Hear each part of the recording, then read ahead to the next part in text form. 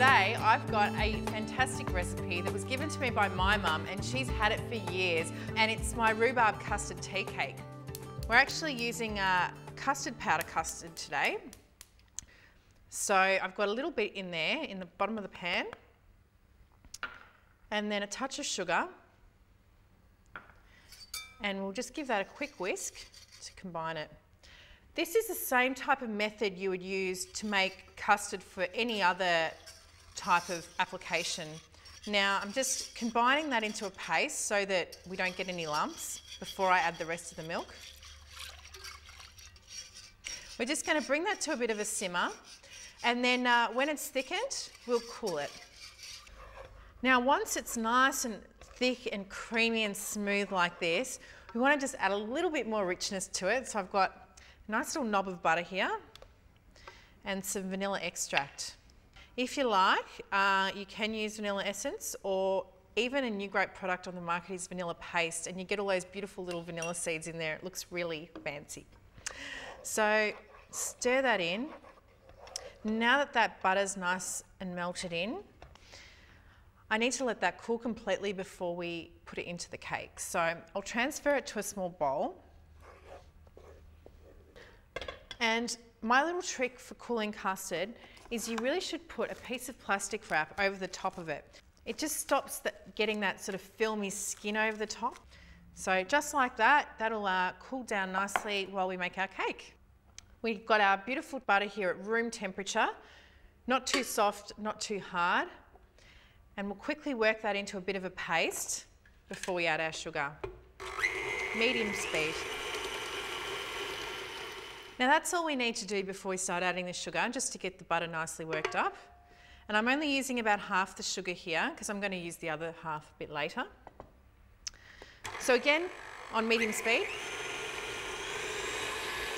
Now that one's had about 10 minutes, and you can see it's sort of looking really, really creamy and fluffy, a bit like the texture of double cream, I guess. So now it's time to add the eggs.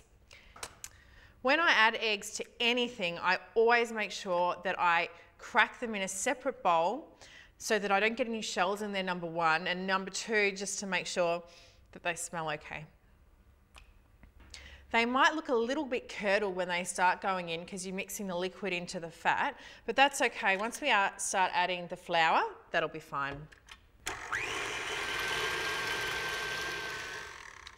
Now I've added both of my eggs, and you can see the mixture's really grown in volume, and now it's extremely fluffy. So that looks just perfect.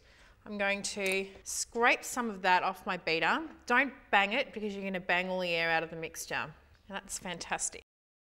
I'm using a bit of custard powder today to give it some extra flavour, along with the self-raising flour. Sifting the dry ingredients just incorporates some air into the mixture, which will make it easier to fold into our butter. Now it's time to fold it in. When you're folding any dry ingredient into a wet ingredient, I always like to use a metal spoon. It cuts through the mixture better, and it sort of damages less of the air bubbles. So I'll fold in a little bit at a time. Notice how I'm making cutting motions rather than giving it a really hard stir.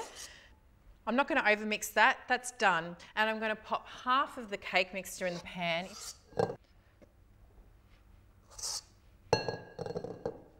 And just spread it out evenly. Now this is the base for our custard, and that's cooled off really nicely over here. You can see it hasn't formed a skin because I put that plastic on, but you just need to stir it a little bit before you use it. Now I'll pop that on top of the cake, and you see, because that's nice and thick, that it's going to hold its weight. Now we're going to just dollop the rest of the cake mixture on top of the custard. Don't worry if it's not really even.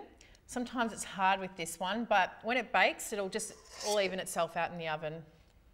Now I'm going to just try and spread that out as best I can over the custard without trying to amalgamate the layers. Now, as I said, Mum used to make this cake with apple, but I thought we'd just use a little bit more of a funky ingredient. We're using some rhubarb.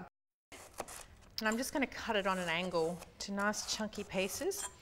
It's very tart, and some people just don't know how to cook it. So Give it a go. The only thing about rhubarb is you really can't eat the leaves.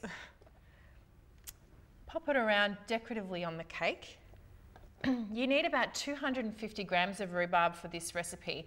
The thing about rhubarb is that it's extremely tart and it's quite tough as well. So it needs a lot of sugar to sweeten it up and quite a bit of cooking time to soften it up. Look at that, that's done now. So I've got the leftover sugar here from making the cake. There's quite a bit there. And I'm going to flavour it with some cinnamon. You can adjust this to taste if you don't like too much spice. And one of my favourite things to put in a cake that gives it a really nice tang and just a really homemade flavour is a little bit of lemon zest. Right, that's done. So I'll give it a bit of a mix just to distribute that evenly. Now, while that looks like a lot of sugar for that cake, it'll melt into the rhubarb and sweeten that up as it cooks. But the last thing we have to do is to put a little bit of alfoil over the top of that, and that'll help the rhubarb to steam through and soften up during the first part of the cooking. Now, with aluminium foil, you always put the shiny side down and the matte side up, because the shiny side reflects the heat and the matte side absorbs it. And we'll pop that in the oven for 35 minutes at 180 degrees. Then we'll remove the foil and put it in for another 40 minutes without, just to brown the top up.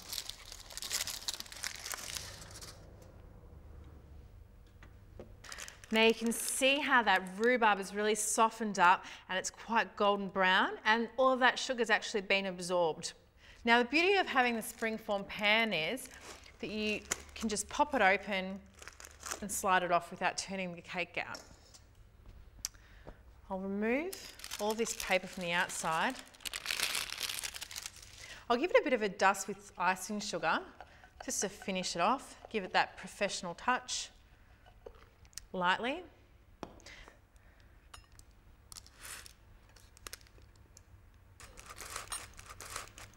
Oh, look how moist that is. You can see the custard layer through it, and it's really, the rhubarb is just beautiful. You can tell how excited I'm getting. It is my favourite cake. So I like to serve it now with a really nice dollop of double cream on the side. Works really well with ice cream as well. This one's my favourite. Gorgeous, I can smell it. Can't resist it, not even going to try. Enjoy.